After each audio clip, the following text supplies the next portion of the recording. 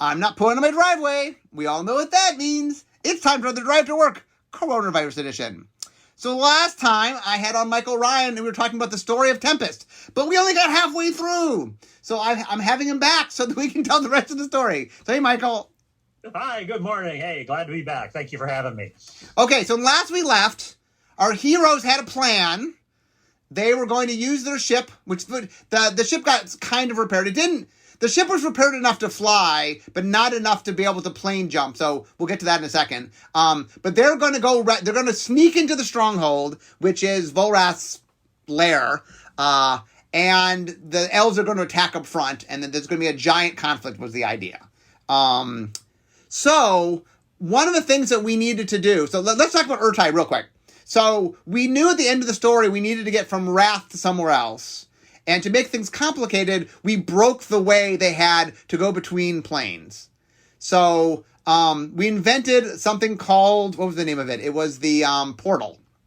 The erratic portal, I think it was. Yeah.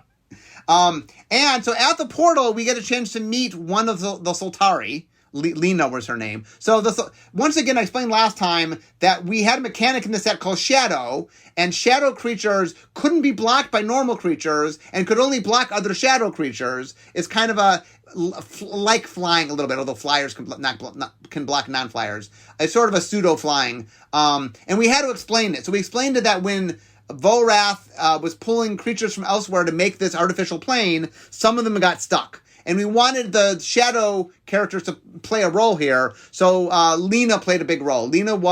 She was guarding the portal. And Urtai is sent to try to get the portal open so they can get out. The other important thing here is there's a thing called a clock in storytelling, which is you want your characters to not only have to do something, but they have a time limit. It puts drama into it, right? Like... Otherwise, they just camp, right? They're like, oh, this didn't work. We'll wait 6 months and try it again. You don't want them to have that option. You don't want them to be 100% sure that they got this right. They've got to hurry. Right. And so the idea is Urtai is supposed to, with help of Lena, is supposed to get the portal open. And then he's supposed to let them know through some magical means.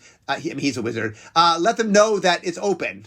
And so that's like, once again, we're doing the first act in Tempest, setting up the third act. So if you send him to get the portal open, hey, in the third act, perhaps he gets the portal open. Although once again, it's not going to happen like we think. Like part of storytelling is the obvious plan doesn't quite work the way you think it's going to work. Exactly.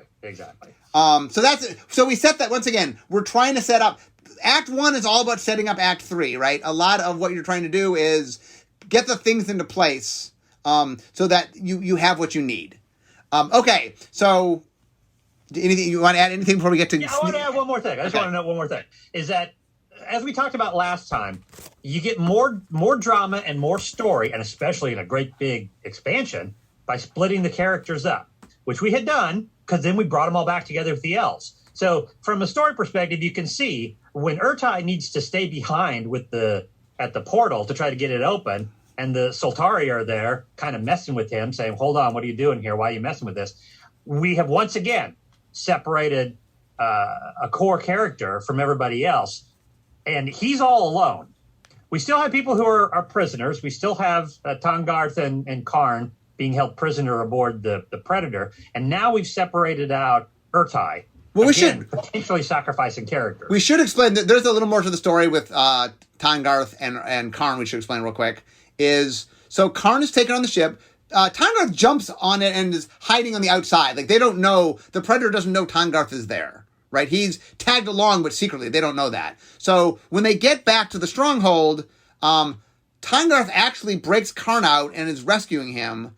And in fact, you see them sneaking out in the background of one of the pictures. What's the picture? The background of, where do you see them sneaking out? But anyway, they're trying to sneak out. Oh, the background of Mog conscripts. You can actually see the outlines of Karn and Tangarth in the background sneaking out. But they get caught. And so they end up... And the reason they get caught is we wanted to show off Volrath. In Act 1, we wanted you to see Volrath. But Volrath wasn't going to meet our heroes yet, right? We were trying to save it. We had a giant story to tell. We had a 3-act over 3 years to tell. So we didn't want Volrath interacting yet with our hero, but we did want to meet Volrath. So what happens is you see Volrath sort of torturing Karn and Tahngarth. And the interesting thing about it is, in each case, he figures out what will affect the character. And so Tahngarth is kind of vain, so he misshapes Tahngarth. He's sort of torturing him, and because he recognizes that Tahngarth is vain, he messes with his looks. And with Karn, he realizes that Karn's pacifism, like his unwillingness to want to hurt things. So I think he ends up putting him in a cage with Moggs and keeps rotating the cage, and inadvertently forces Karn to hurt these Moggs, even though he's not trying to. And then Volrath also talks to him and talks about what a failure he is, because that he's supposed to be the protector of the legacy, and he hasn't. And so he goes psychologically after Karn. So we're trying to show how smart Volrath is, that for each person, he's figuring out the best way to get at that person. And that we want to show that Volrath is mean and smart, right? So we show that off. Okay, so we've now got the characters all split up all over the place, and the Weatherlight is sort of limping along, headed for Volrath's stronghold. They're going to try to get in, and then after they get in, presumably get Sisay, they're going to come out, and they're going to flee the plane through the portal where Urtai is waiting for them. So the first place that they come is these ventilation ducts in the Cinder Marsh. Yeah. If they work their way through the ducts, which both Eladamri and Stark have told them this will work. If they go through these ducts, they will get to the furnaces of wrath. Right, but they're just beyond the Cinder Marsh is a problem. Right, so one of the things that's important, I talked about how Shadow was one of the mechanics, and we made sure to introduce shadows. Lena was a shadow was a shadow character. So another big part of the set was the slivers. Mike Elliott had actually designed them in a set he had made at home. When he got hired, they bought the set, and then we ended up putting the slivers in the set, and they were a big part of Tempest. So one of the things I said to Michael is, okay, the slivers have to show up in the story, and so they end up showing here in the ducts. They get attacked by the slivers, and so one of the cool things was, we want our heroes to solve the problem. Like, how do you defeat the slivers? So the key to it was, what makes the slivers the slivers?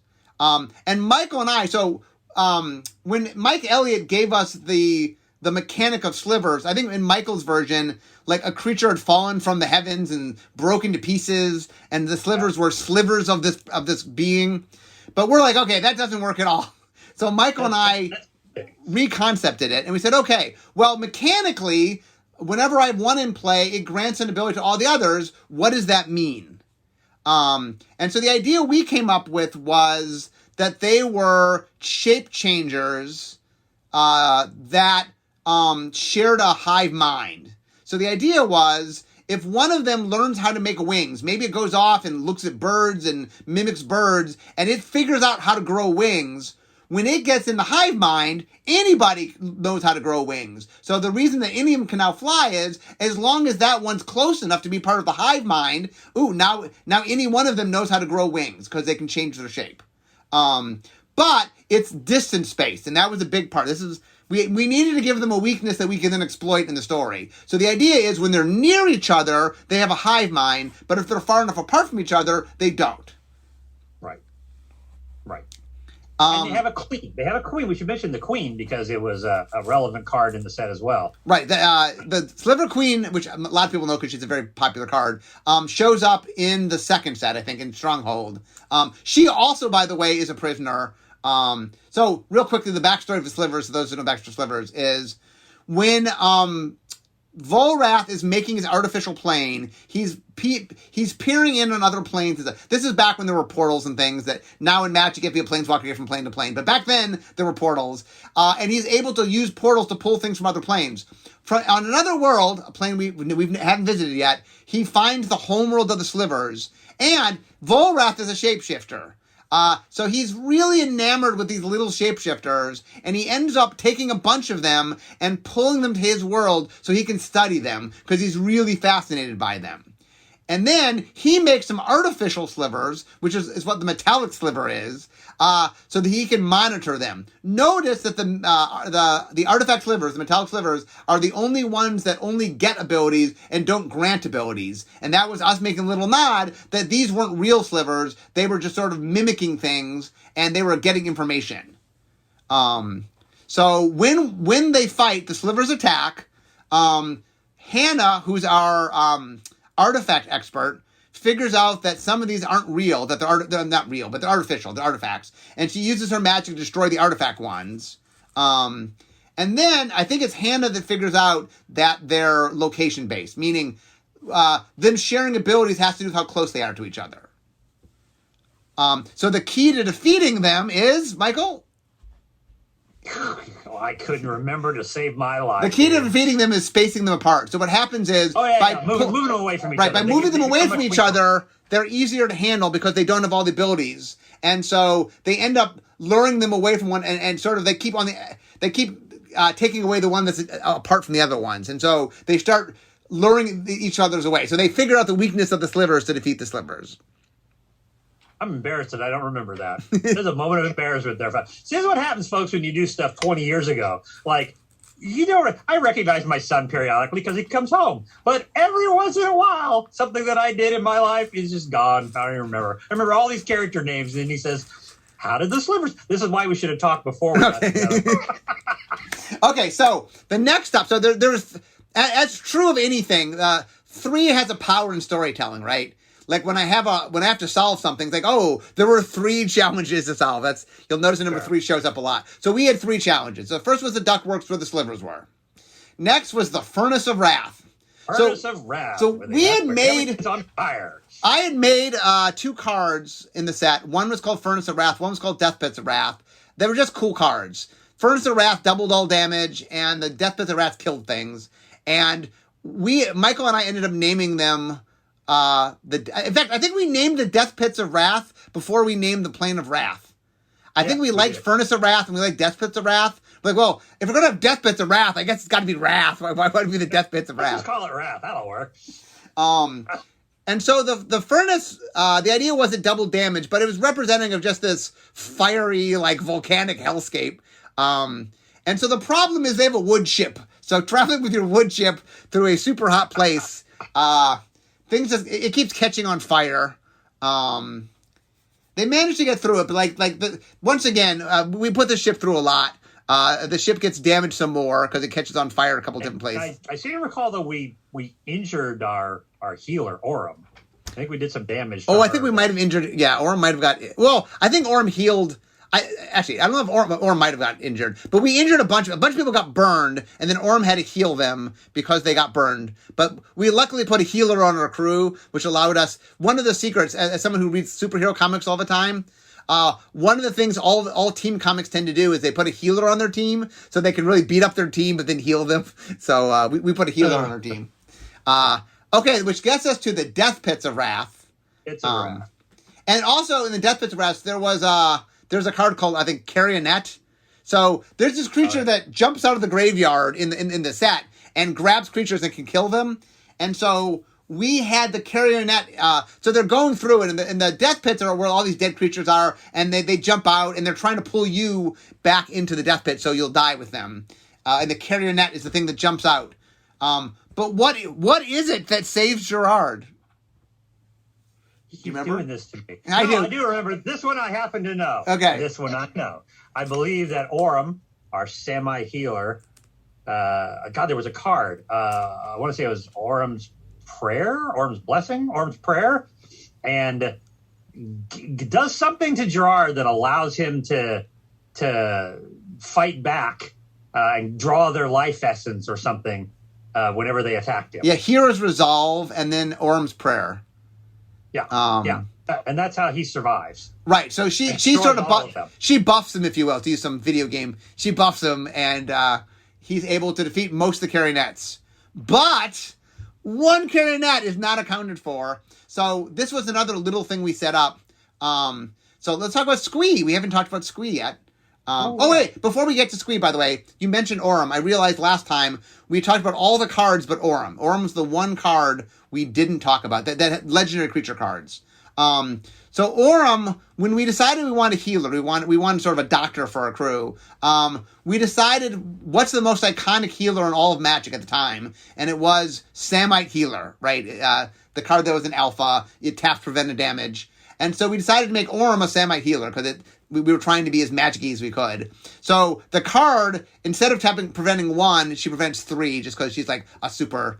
So I just want to mention that. Okay, let's get back to Squee. Okay, let's talk a little bit about where Squee came from because Squee becomes important here.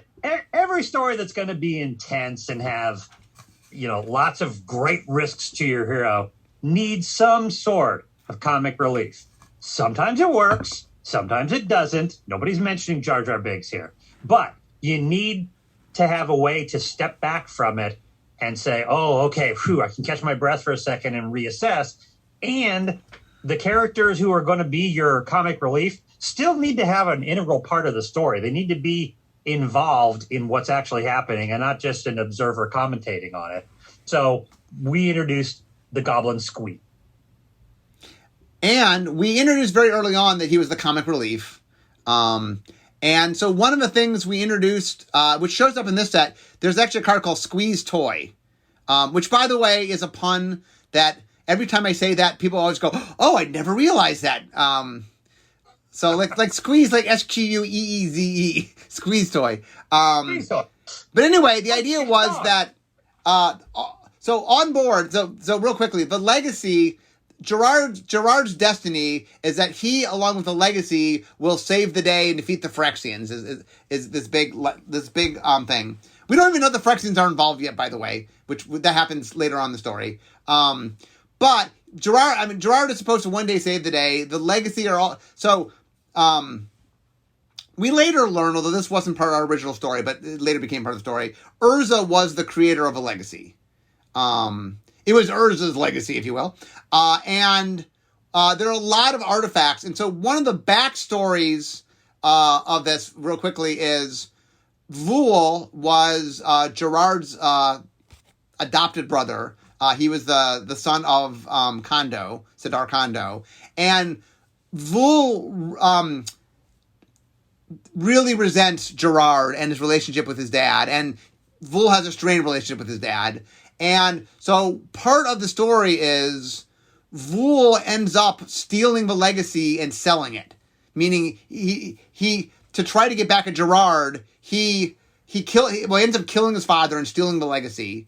And so what happens is the legacy is strewn all about the world. And that Sisay's original mission, or one of her early missions, is to go find all the pieces of the legacy. And she ends up getting Gerard and Miri and Raphaelos to join her, but the early days when we joked about we said ever make a TV series. This is the TV series portion of the story where they're going every week. They go around and get a different piece of a legacy every week. So they were off getting the legacy, and the idea is when they get Gerard back, Sisay and her crew have gotten all the legacy, so the legacy's on board. And that there's one little piece of legacy, which we call Squee's Toy, which Squee takes a liking to. And the card prevents damage. The card prevents like 1 damage. It's a dinky little card. But the idea was, we liked the idea that we said that Squee has some affinity to it. And we early on say that this is Squee's favorite thing. And we called it Squee's Toy. So you want to talk about why Squee's Toy becomes important? Squee's Toy is the only piece of the legacy that Volrath didn't get. And so it stays on board. And to Volrath's liking, he thinks he's got everything and that he can now use the power of the legacy for his own evil machinations. But it only works if it's all together. It's not like you get 99% of the power and, oh gosh, I'm missing 1 item. No, you get none of the power if you don't have all of it. And people are not observant enough that Squee is carrying around part of a major legacy and treats it like a toy. Well, also, Squee hides it when they come aboard because Squee doesn't want them to take it. He doesn't want to lose his toy. Right. It doesn't occur to him that it's part of the legacy. Just, this is mine, and they're taking stuff, so I'm going to keep it. So Squee inadvertently foils Volrath a little bit because he's missing a piece of the legacy. And so Gerard manages to defeat all the Carionets, except there's one that he doesn't realize is there, and it's about to get him when... I hate it when he does this to me. Squee, who has his toy with him, is afraid and squeezes it, and it produces, what it does is it makes this little safety thing. Squee doesn't realize it does this, but it protects Gerard. So Squee kind of inadvertently saves Gerard in the death pits. Which plugs into what the card does. Squee's toy is a right, prevents damage, yeah. You tap it and you can prevent a damage. And so he accidentally uses it to protect Gerard, to save Gerard. And, so real quickly, while we're talking about the crew, one of the things that we were trying to do with the crew was we wanted to get the breath of magic, right?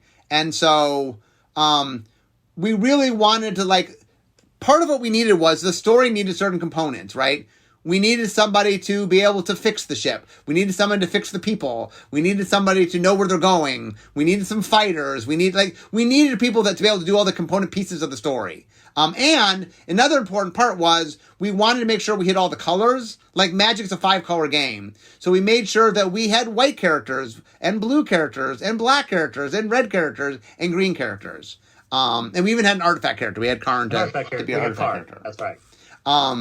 And so one of the things that you'll notice is we really were trying to both hit a lot of archetypes. When Michael and I say that we wanted to do the story, we also made sure that we hit a lot of story archetypes. For example, Karn is what's known as a gentle giant, right? He's somebody who's the strongest of everybody, but he's the nicest. He's the kindest of them all, even though he's the biggest and the strongest. So he doesn't want to use that power. Right. Tangarth is what's called the noble warrior. He's someone who pride is very important to him and doing the right thing. And right, he's the one that when he sees injustice, he leaps, even though it's maybe not the smartest thing to be doing. He can't let injustice go by. We were very careful with all these characters. And Squeeze, the comic relief. We want someone who, really isn't, he's not that bright. He's not, but his loyalty and his willingness to sort of do what he needs to do, he occasionally saves the day in a way that's kind of fun, that's fun for the character. So if you've paid attention to stories you've seen in the past, you'll see lots and lots of pieces of all of those classic stories scattered across the characters and the story arc for this first part. When we were getting to the second part, which was the Stronghold, after the Carionets are beaten, and Squeeze saves Gerard from that last one that he didn't see coming. They have reached the fortress where Volrath is up and Fury waiting for them. Right. So today we're just talking Tempest, but the second act of the story is going to get them into the Stronghold, right? One of the things you want to do in the first act is telegraph where you're going in the second and the third act. So the act 1 is get to the Stronghold because act 2 takes place in the Stronghold. And as you get to the Stronghold, as you get to act 2 rather, you create circumstances that perhaps the viewer or reader doesn't see are going to be problematic. We took their wizard away, right? Urtai stays behind. What if they're going to need him in the second part? Then what happens that he's been left behind? On purpose, they denied themselves a tool because they needed it for something else. So we've laid a lot of the foundations in this part that if you think about where characters are, who characters are, consider Stark. Stark has a mission, and he will happily sacrifice anybody aboard this ship, including the ship itself, if it proceeds to get him to his daughter Chikara. So what does that mean that Stark is with them as they go inside? They haven't left him behind. They've brought him along. What would his character do once within the bad guy's fortress? We have all of these elements ready to unleash in part 2. Because part 2 of any 3-act structure is where the massive complications kick in. You lay all the foundations for those complications, and then they unroll one after another after another. And another thing we did in Act 1 is sort of the Chekhov's gun thing in general, which is before things become problems, we want to make sure the reader knows those things exist. For example, Selenia, who I think is the one last legend we haven't talked about yet, that was in the set. Selenia. So real quickly, Krovax's family had this artifact that was a cursed artifact, and in it was trapped this angel. And Krovax sort of fell in love with the angel and then freed the angel, and the angel immediately fled. But part of the curse was there's this tie between them. And we show Selenia showing up in the first act because she's going to become important in the second act, and we want you to know she exists. It's important to remind you that there's a link between Selenia and Krovax. That becomes super important. So we don't want her just showing up and we want to make sure you know that. So the fact that Selenia shows up early in the story is Selenia shows up early in the story, Grevin shows up early in the story. We show you who Volrath is early in the story. The first act introduces all the things you need to know for the problems that are going to come in the second and third act. Exactly. There's a principle called premise fiction. And premise fiction is basically saying to the audience, you'll need to understand and appreciate that this exists, that this is possible. Or when we use it later on, you'll be like, where did that come from? That doesn't make any sense at all. So in Act 1, we make sure that we don't want to spring Selenia on you later and have you go, who's this? Where'd she come from? What's her relevance? So we have to introduce all the pieces that go on the board. So when we use them later on, you don't think we've somehow cheated and tried to pull a fast one to resolve the story. And I will warn you, once you get good at recognizing this, and this is one of the downsides of being a writer, is when you go to see movies, you'll recognize in the first act when they do this, like the classic example is I was watching Batman Begins, the first Nolan Batman film, and in the first act, they say something, Bruce Wayne and his dad are talking, and his dad says something that has no purpose but to lay groundwork so in the third act you know it. And normally you cover it so the audience doesn't realize it, but it wasn't quite covered enough. And so I was in the theater and I say to my wife, I go, "Where's the third act?" It's so telegraphed when the third act was going to happen. So and you if you go back and find that visual story arc that Mark and I put together, it's online. Just Google online. Tempest, Magic Tempest storyline, and you'll find it. You'll go through, you'll see what all the characters look like. They looked the way that they looked for specific reasons. You get a sense of what our intentions were for later on. At some point when Hannah and Miri, the Catwoman, when they are looking for Gerard, they come across a shapeshifter. I think it was called Unstable Shapeshifter. And the art shows it sort of turning into Miri and then changing out of Miri, one or the other. We had plans for shapeshifting that involved Volrath, later on. And so you see that and you think, why is this relevant? This just happens out of nowhere. Why do I need to see this? This is just a random encounter, isn't it? Well, it is for those characters, but it's not for the story. It will become relevant. So there's a lot of that kind of stuff. You can see it in the art. You can read it in the little story elements to say, oh, they obviously had a plan for this. And right? They leave the elves behind, right? But that's not the end of the elves. That can't possibly be the end of the elves. Right. And the elves come back in the third act. The other thing I wanted to stress, by the way, was this was the first set where we built sort of where you think of a modern creative team, like a world building team. There was people doing continuity and the names and flavor text and stuff, but this was the first time we had a whole team, and so every character we designed what they looked like, and Gerard had a look, and Miri had a look, and all the characters had a certain outfit, and so you could recognize them. So if you go through and you look at the set, we really do a lot to so you can recognize, because we have different artists drawing one of the problems when you have all these different artists drawing the same characters is you want to recognize them. And one of the things that we learned, from comic books, for example, is there's a reason Superman wears his suit. It's so you can always recognize it's Superman. And we did that as well. Gerard had his vests, and the characters had a very distinctive look to them, so you could recognize them. So another thing going on as you look through the set is this is the first time we really, really did world building in a way that we hadn't done quite before. I mean, like, we had a team brought in that did world building. That was the first time that had happened. And it worked extremely well. Tempest was constructed in a way that when Mark and I were done with it, we practically sat back and sighed with satisfaction of, I feel like we hit all the beats. Like every element that we needed is here now, and on to Stronghold. Right, and in the Duelist, by the way, the article that I'm talking about was actually in Duelist magazine. Magic used to have a magazine, and we did a little thing where we showed each piece of art and what card it was, and told the story through all the pieces. The thing you're going to read, we put out as soon as the set was out, so people could see that. Also, inside, back in the day, besides booster packs, we also had what's called starter decks, which were 60 cards. We also had a storybook that went in the starter deck. So not only did we tell it in the Duelist, but every single starter deck came with a little book that told the story. So all the stuff we're telling you now, that was told in various forms. There also was books and stuff written, short stories. Michael wrote a bunch of short stories. And so there was a lot.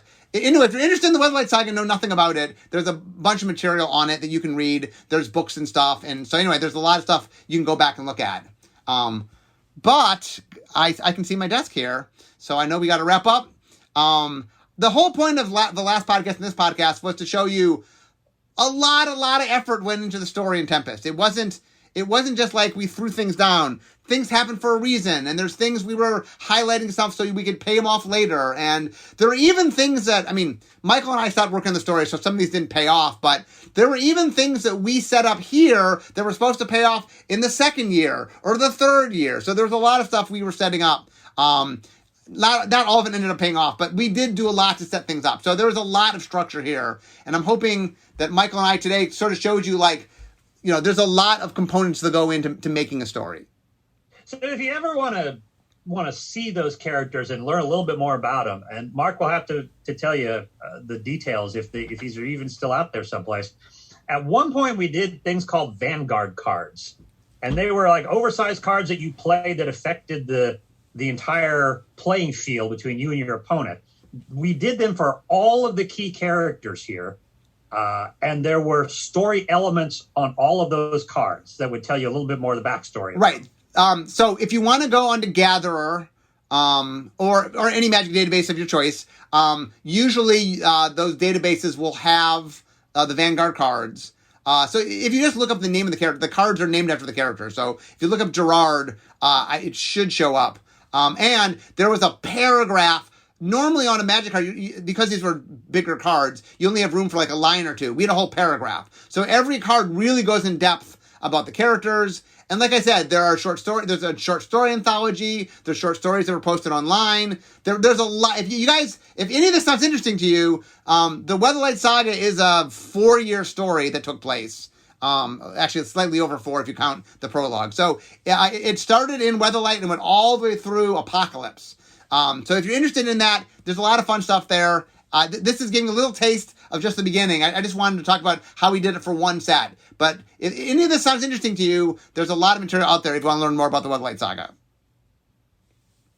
But I can see my desk. I'm here. I made it to work.